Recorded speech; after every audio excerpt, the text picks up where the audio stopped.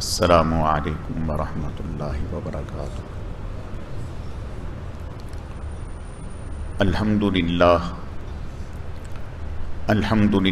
نحمدہ ونستعینہ ونستغفرہ ونؤمن بہ ونتوکل علیہ ونعوذ باللہ من شرور انفسنا ومن سیئات اعمالنا من يهده الله فلا مضل له ومن يضلله فلا هادي له ونشهد أن لا إله إلا الله وحده لا شريك له ولا نظير له ولا مثل له ولا مثال له ونشهد أن سيدنا وسندنا وشفيعنا ومرشدنا ومولانا وملجانا محمد وبارك وسلم وصل عليه۔ أعوذ بالله من الشيطان الرجيم، بسم الله الرحمن الرحيم۔ ولا تباشروهن وأنتم عاكفون في المساجد تلك حدود الله۔ صدق الله مولانا العظيم وبلغنا رسوله النبي الكريم ونحن على ذلك لمن الشاهدين والشاكرين والحمد لله رب العالمين۔ اللهم صل على روضة محمد في الرياض وصل على بلد محمد في البلاد وصل على قبر محمد في القبور وصل على جسد محمد في الأجساد وصل على روح محمد في الأرواح۔ گرامی قدر معزز حاضرین، میرے واجب الاحترام بزرگوں اور عزیز نوجوان ساتھیوں، میں نے آپ کے سامنے قرآن مجید فرقان حمید میں سے ایک آیت کریمہ تلاوت کی ہے۔ رب ذوالجلال سے دعا ہے کہ وہ ذات بزرگ و برتر مجھے اس کی روشنی میں صحیح صحیح کہنے کی اور سمجھانے کی توفیق عطا فرمائے۔ پھر اللہ رب العزت کی ذات اس مختصر وقت میں جو کچھ کہا سنا جائے، اس کہنے سننے کو محض اپنی رضا کے لیے اپنی بارگاہ میں قبول و منظور فرمائے، ہم سب کی نجات اور ہدایت کا، مغفرت کا ذریعہ اور سبب بنائے۔ میری آج کی مختصر گزارشات کا موضوع اور عنوان اعتکاف کی فضیلت ہے۔ یہ عنوان ہے، اسی سے متعلق چند باتیں عرض کرنی ہیں۔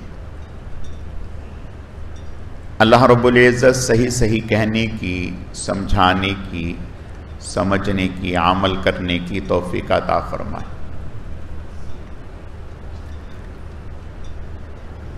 اعتکاف آخری عشرے کا، رمضان المبارک کے آخری عشرے کا یہ سنت علی الکفایہ ہے۔ چند ایک لوگ اگر بیٹھ جاتے ہیں تو اللہ تعالی ان کی برکات پورے محلے کو نصیب فرما دیتے ہیں۔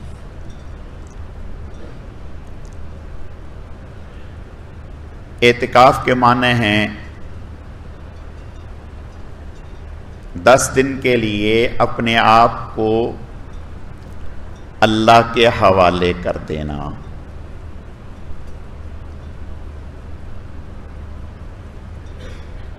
اپنا تعلق ہر لمحہ، ہر گھڑی، ہر آن اللہ سے بنا لینا۔ ہمارے دل، دماغ، سوچ اور فکر میں سوائے اللہ کے اور کوئی نہ ہو۔ یہ اعتکاف کی روح ہے۔ عمل اتنا اونچا ہے کہ جناب رسول اللہ صلی اللہ علیہ وسلم نے پوری زندگی اعتکاف فرمایا۔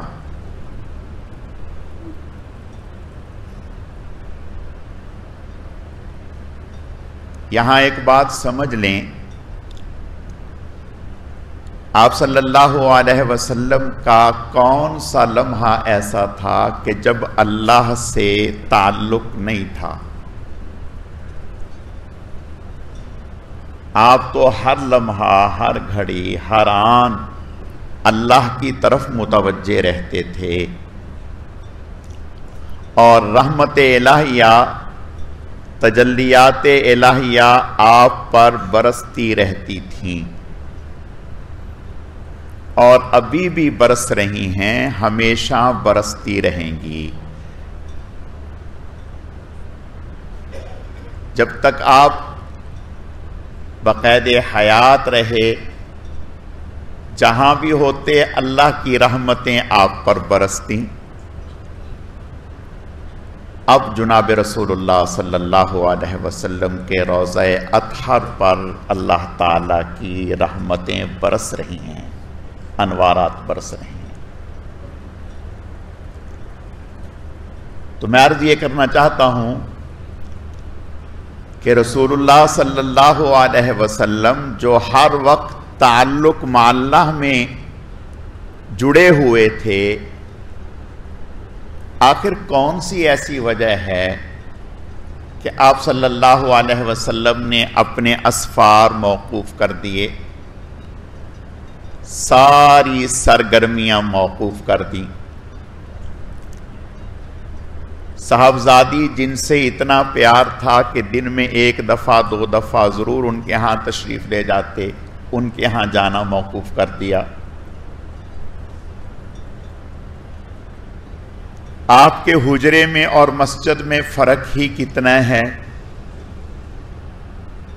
آپ چاہتے تو اپنے حجرے میں ہی رہتے، اور آپ کا حجرہ روضۃ من ریاض الجنہ ہے، جنت کا باغ ہے، لیکن اس کے باوجود رسول اللہ صلی اللہ علیہ وسلم اپنے حجرہ مبارک سے نکل کر، اپنے گھر سے نکل کر اللہ کے گھر میں آ گئے،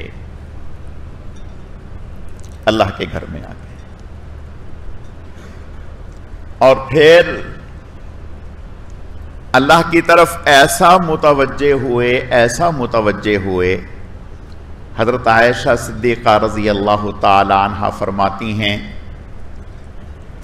کہ آخری عشرہ تو رسول اللہ صلی اللہ علیہ وسلم اس قدر محنت فرماتے، خود بھی پوری رات مناجات میں، دعا میں لگے ہوئے ہیں، پوری رات دعا مانگ رہے ہیں، پوری رات اللہ کے سامنے کھڑے ہیں، پوری رات گڑ گڑا رہے ہیں۔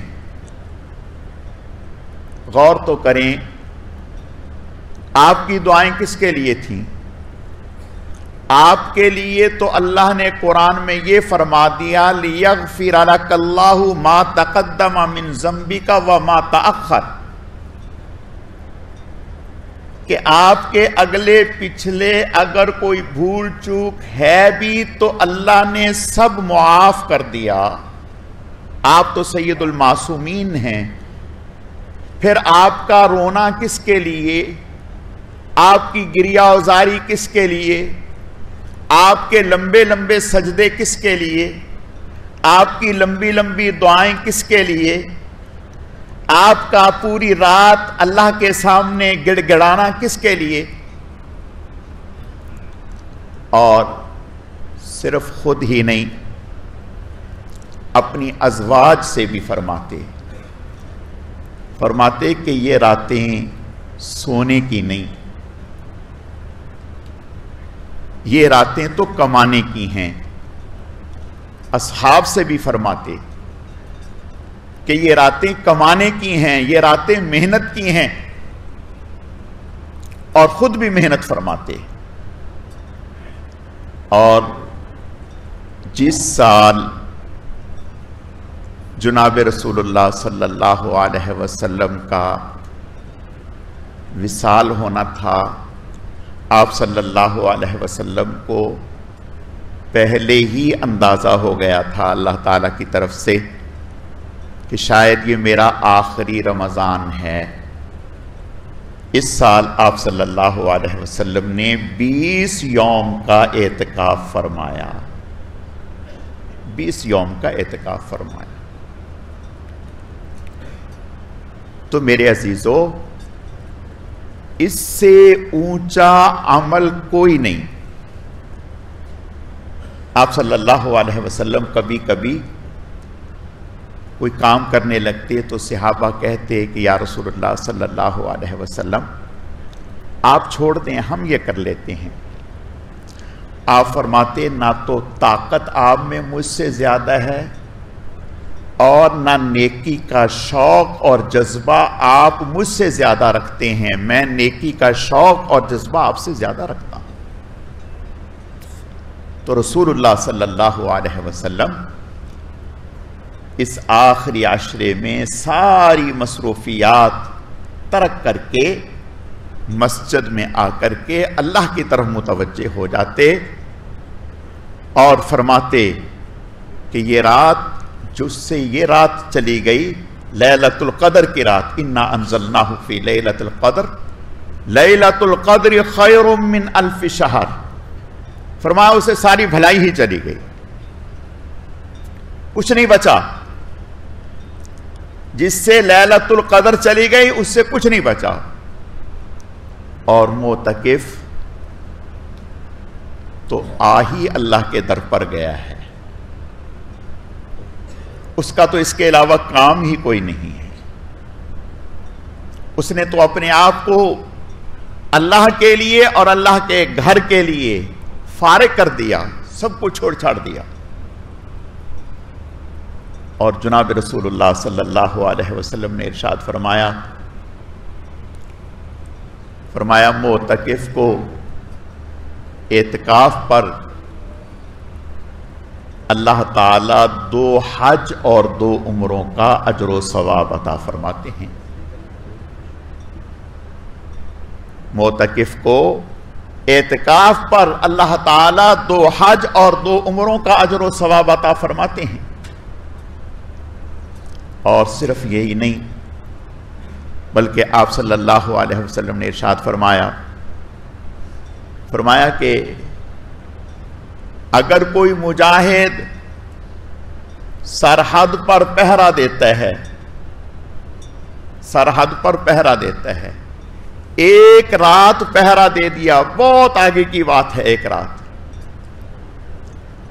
تھوڑی دیر ہی میدان جہاد میں کافروں کے مقابلے میں رات کو پہرے داری کی، فرمایا دنیا و ما فیہا سے یہ بہتر ہے، دنیا و ما فیہا سے بہتر ہے.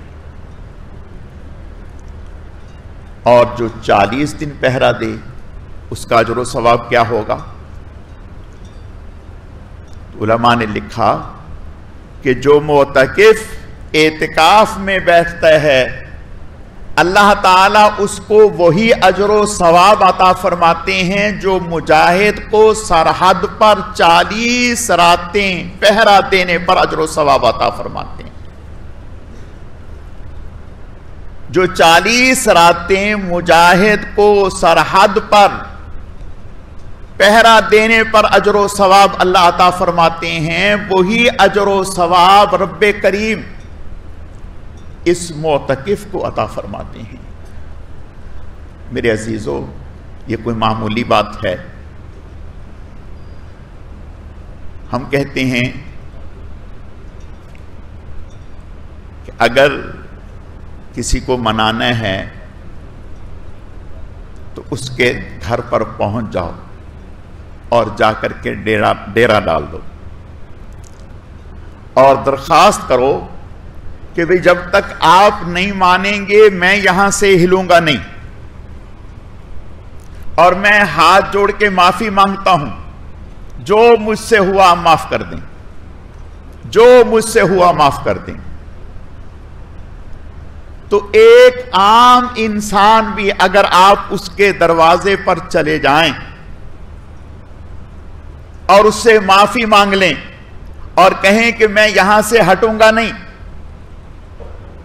تو وہ آپ کو معاف کر دیتا ہے، دل سے لگا لیتا ہے اور کہتے ہیں سارے گلے شکوے ختم، آپ گھر جو آ گئے اب کوئی گلہ نہیں۔ اور معتکف اللہ کے گھر میں سائل بن کر کے آتا ہے، اور اللہ کیا کہتی ہیں؟ وَأَمَّا السَّائِلَ فَلَا تَنْهَرْ، اگر آپ کے دروازے پر کوئی سائل آئے، بھیک مانگنے والا آ جائے، اس کو مت دھتکاریے، حسب حیثیت جو ہے اسے دے دیجئے۔ وَأَمَّا السَّائِلَ فَلَا تَنْهَرْ، یہ معتکف سائل بن کے آ رہا ہے اور اللہ کی بارگاہ میں اپنی خطائیں لے کے آ رہا ہے، اپنی سیئات اور معاصی لے کر کے آ رہا ہے، ندامت آہوزاری لے کر کے آ رہا ہے، اور رات دن اسی جستجو میں ہے، نکل جائے دم تیرے قدموں کے نیچے، یہی دل کی حسرت، یہی آرزو ہے۔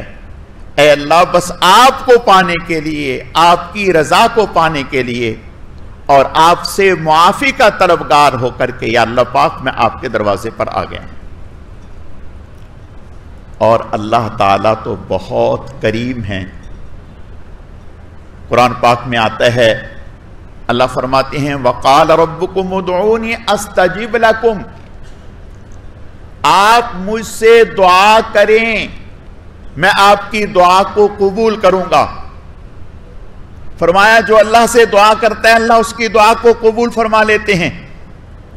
اور یہ جب معتکف سب کچھ چھوڑ کر گھر بار، گھر کی آسائشیں، گھر کی سہولیات، گھر کی راحت چھوڑ کر کے یہاں آتا ہے اور اللہ کے سامنے ہاتھ پھیلاتا ہے، تو کیا اللہ تعالیٰ معاف نہیں فرمائیں گے؟ اللہ تو بہت کریم ہیں۔ بندہ ایک دفعہ کہتے ہیں اے اللہ معاف کر دے، بس اس کے کہنے میں دیر ہے، اس کے معاف کرنے میں کوئی تاخیر نہیں۔ وہ تو یہ کہتا ہے بازا بازا، ہر آنچ ہستی بازا، گر کافر و گبر و بت پرستی بازا، این درگہ ماں درگہ نا امیدی نیست، صدبار گر توبہ شکستی بازا، کہ رک جا، 100 مرتبہ بھی توبہ کی ہے، توڑ دی ہے، پھر بھی مت گھبرا، آ مانگ، میں نے معاف کر دیا۔ 1000 مرتبہ بھی توبہ کی، 1,00,000 مرتبہ بھی توبہ کی، پھر آ جا۔ اور یہ بھی نہیں کہتا کہ ساری جوانی کہاں لگا دی، اب سفید بال آ گئے تو میرا دروازہ نظر آ گیا، وہ یہ بھی نہیں کہتا۔ وہ تو یہ کہتے ہیں کہ جب کوئی سفید ریش، سفید بالوں والا میرے سامنے ہاتھ پھیلاتا ہے تو اس کے ہاتھوں کو خالی لوٹاتے ہوئے مجھے حیا آتی ہے، میں اس کے ہاتھوں کو خالی نہیں لوٹاتا۔ جو ایسا کریم ہو اس کے دروازے کو چھوڑ دیا جائے، اس سے زیادہ محرومی کیا ہوگی؟ اور پھر آپ صلی اللہ علیہ وسلم کا ارشاد ہے،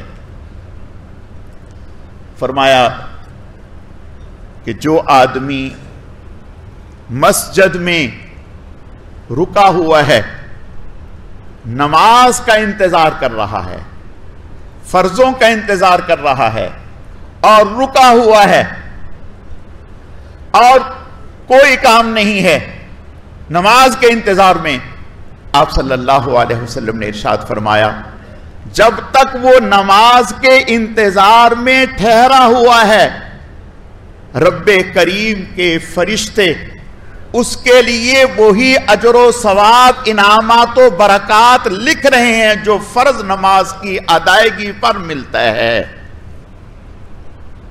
اور آپ نے ارشاد فرمایا جب کوئی آدمی مسجد میں آ کر کے بیٹھا ہے، خاموش بیٹھا ہے، فرمایا یہ خاموش بیٹھے ہے لیکن اللہ کے فرشتے خاموش نہیں ہیں۔ یہ آ کر کے مسجد میں خاموش بیٹھے ہے، اللہ کے فرشتے خاموش نہیں ہیں، بلکہ اللہ کے فرشتے مستقل اس کے لیے دعا میں لگے ہوئے ہیں، اللہم اغفر ہو، اے اللہ اس کی مغفرت فرما دیجئے، اللہم ارحم ہو، اے اللہ اس پر رحم فرما دیجئے۔ تو معتکف تو 24 گھنٹے مسجد میں ہے، ایک نماز سے دوسرے نماز کے انتظار میں ہے، 24 گھنٹے فرشتوں کی ان کے لیے دعائیں ہو رہی ہیں، تیمارداری کے لیے نہیں جا رہا، اجر مل رہا ہے، جنازے کے لیے باہر نہیں جا رہا، تدفین کے لیے نہیں جا رہا، اجر مل رہا ہے۔ اس سے اونچا کیا عمل ہے؟ بعض لوگ یہ سمجھتے ہیں کہ لو جی جا کے پڑھ ہی جانا ہے۔ میں کہتا ہوں کہنے میں اور کرنے میں فرق ہوتا ہے، ذرا آپ بھی پڑھ کے آ کے دکھائیں۔ یہاں گھر میں ہیں، یہ نئی جگہ ہے، یہاں آپ اپنا کمرہ بدل دیں، بیڈ بدل دیں تو نیند نہیں آتی، اور یہاں مجمع ہے، 300 آدمی ہے، 250 آدمی ہے، آپ نے گھنٹہ سوا گھنٹہ پہلا نماز سے پہلے اٹھنا ہی اٹھنا ہے، آپ کی نیند نہیں آئی، ابھی نیند آئی، اب اٹھنے کا وقت ہو گیا۔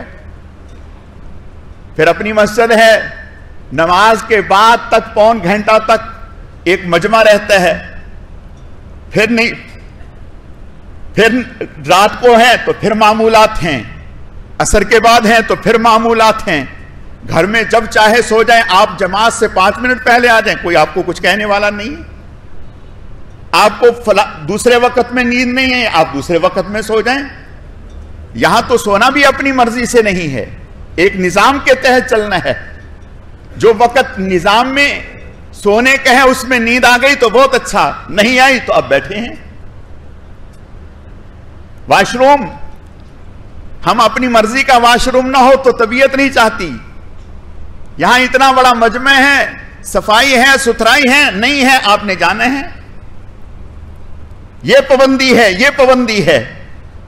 میرے عزیزو، اعتکاف اگر اتنا آسان ہوتا تو اللہ کے ہاں اتنا اونچا اجر و ثواب نہ ہوتا۔ جو مجاہد کو سرحد پر پہرا دینے پر اللہ اجر و ثواب دے رہے ہیں، وہ معتکف کو ایسے نہیں دے رہے، بہت اونچا عمل ہے۔ اور علماء نے لکھا کہ بعض دفعہ کئی سارے لوگوں کی دعا کی برکت سے اللہ ایک کا کام بنا دیتے ہیں، ایک کا کام بن جاتا ہے۔ میں اس کی مثال عرض کرتا ہوں، حدیث شریف میں آتا ہے، آپ صلی اللہ علیہ وسلم کا ارشاد ہے، فرمایا اگر کسی مسلمان کی نماز جنازہ 40 لوگ پڑھ دیں، اللہ اس کی مغفرت فرما دیتے ہیں۔ ایک حدیث میں آیا 3 صفحے پڑھ دیں، اللہ اس کی مغفرت فرماتے ہیں۔ ایک میں آیا 100 آدمی پڑھ دیں، اب ان 100 کی برکت سے اللہ نے اس ایک کا کام بنا دیا۔ اور یہاں ایک آدمی اگر اعتکاف میں بیٹھ جاتا ہے تو اللہ اس کی برکتیں پورے محلے کو نصیب فرما دیتے ہیں، پورے محلے کو نصیب فرما دیتے ہیں۔ اللہ اس ایک کے بیٹھنے کی برکت سے پورے محلے سے راضی ہو گئے۔ تو میرے عزیزو، بہت اونچا عمل ہے اور آخری عشرہ ہے۔ دیکھو ایک بات یاد رکھو، 4 پیسے کے لالچ میں آپ نے دیکھا کولی ساری رات ٹرین کے انتظار میں، اور اسی طرح ٹیکسی چلانے والا ایئرپورٹ پر ساری رات بیٹھا ہوا ہے پیسنجر کے انتظار میں، وہ رات چند پیسوں کے لیے پوری رات جاگ کر کے گزار رہا ہے، اس کی نظر میں چند پیسوں کی حیثیت ہے۔ کاش کہ ہمیں اندازہ ہو کہ یہ راتیں کتنی اونچی ہیں، یہ جو آخری عشرہ شروع ہونے والا ہے، آج کی پہلی طاق رات، یہ کتنی اونچی راتیں ہیں۔ اللہ کی قسم، اگر اللہ پاک ان راتوں کا اجر و ثواب ہمارے سامنے ظاہر کر دیتے، جو اللہ نے ان کے اوپر پردہ ڈالا ہے یؤمنون بالغیب والا، اگر اللہ تعالیٰ یہ پردہ ہٹا دیتے تو قسم کھا کر کے کہتا ہوں کوئی انسان نہ بچتا تو مسجد میں آ کر کے نہ پہنچتا اور اللہ کے سامنے ہاتھ پھیلا کر کے رو رہا ہوتا۔ اللہ نے پردہ ڈال دیا، یؤمنون بالغیب کا پردہ ڈال دیا، یہ دیکھنے کے لیے کہ کون دانا ہے جو ہمارے کہنے پر، ہمارے نبی کے ارشاد پر، ہمارے نبی کی تڑپ پر، ہمارے نبی کی محنت پر، ہمارے نبی کی گریہ ازاری پر کون ہیں جو یقین کر کے اس کے گھر میں آ کے پڑ جاتے ہیں۔ اس لیے میری درخواست ہے، ابھی تو وقت ہے، جنہوں نے ابھی تک ارادہ نہیں کیا وہ ایک دفعہ دیکھیں۔ آپ تجربات زندگی میں کرتے رہتے ہیں، یہ تجربہ کر لیا، یہ کر لیا، یہ کر لیا، زندگی تجربات کا نام ہے۔ ایک دفعہ میری درخواست ہے، جنہوں نے ابھی تک اعتکاف میں بیٹھنے کا ارادہ نہیں کیا اور آج تک بیٹھے بھی نہیں، اور ان کے لیے ممکن ہے، کوئی پریشانی نہیں ہے، نہ گھر کے اعتبار سے نہ باہر کے اعتبار سے۔ دیکھو ایک بات یاد رکھو، کسی بڑی چیز کو پانے کے لیے چھوٹی قربانی دینی پڑتی ہے، کسی بڑے مقصد کو پانے کے لیے چھوٹی قربانی دینی پڑتی ہے۔ جو آج تک کبھی نہیں بیٹھے وہ ایک دفعہ تو بیٹھنے کی نیت کر لیں کہ انشاءاللہ ہم اعتکاف میں بیٹھیں گے، اور ابھی وقت ہے، 2-4 گھنٹے ہیں، اپنے کام کا نظم بنا لیں تو انشاءاللہ آپ کو پتہ چلے گا اللہ کے فضل و کرم سے کہ آج تک ہم کتنے اونچے عمل سے محروم رہے، اور اس بیٹھنے سے اللہ نے ہمیں کیا کچھ عطا کر دیا۔ اور اگلی بات، جو 10 دن کا نہیں بیٹھ سکتے تو پھر میری ان سے درخواست یہ ہے، وہ اتنا کر لیں کہ تاک راتوں میں نیت کر لیں، تاک راتوں میں نیت کر لیں کہ ہم مغرب سے پہلے مسجد میں آئیں گے، پوری رات کا اعتکاف کریں گے، اور صبح یہاں سے فارغ ہو کر کے نماز پڑھ کر کے گھر چلے جائیں گے۔ وہ یہ نیت کر لیں، اور آخری درجہ، آخری 5 دن کا یا 3 دن کا نفلی اعتکاف کر لیں۔ دیکھو کچھ نہ کچھ تو کر ہی لو۔ میں ایک بات کہتا ہوں، جب آخری عشرہ ہوتا ہے نا، دکاندار کھانا بھول جاتا ہے، سونا بھول جاتا ہے، گھر سے بیوی کا فون آتا ہے، جلدی سے 1 منٹ کی بات کر کے کہتا ہے چھوڑو نا، بس کرو، یہ کام کا ٹائم ہے، تم سے بات کرنے کا ٹائم نہیں ہے، ابھی بات رہنے دو، آپ گھر آ جائیں پلیز، آپ 2 دن ہو گئے آئے نہیں، آپ نے چھوڑ دو ابھی ان باتوں کو، تمہیں کیا پتا پورے سال کا سیزن یہاں رکھا ہے۔ یہ عام دکاندار آپ جانتے ہیں، میں قسم کھا کر کے کہتا ہوں، ایک بات یاد رکھو، آپ اور میں سمجھتے ہیں کہ دکان سے ہمیں مل رہا ہے، اللہ کی قسم اللہ کے خزانوں سے مل رہا ہے۔ دکان کھولنا میں اور آپ کر سکتے ہیں، گاہک کی جیب سے پیسہ نہیں نکال سکتے، وہ اللہ تعالیٰ نے جو قسمت میں لکھا ہے وہی ملنا ہے۔ اور یہاں جب اللہ کی بارگاہ میں آ کر کے بیٹھیں گے اور اللہ کے سامنے روئیں گے، ہاتھ پھیلائیں گے، تو یہ اٹھے ہوئے ہاتھ آپ کی زندگی کی تقدیر بدل دیں گے، آپ کی زندگی کی کایا پلٹ دیں گے، آپ کے حالات بدل دیں گے، آپ کی پریشانیاں بدل دیں گے، آپ کی تنگ دستی بدل دیں گے، آپ کی بیماری بدل دیں گے، اور یہیں سے سب کچھ ہوگا، یہ سمجھو بات کو، یہیں سے ہوگا اور کہیں سے نہیں ہوگا۔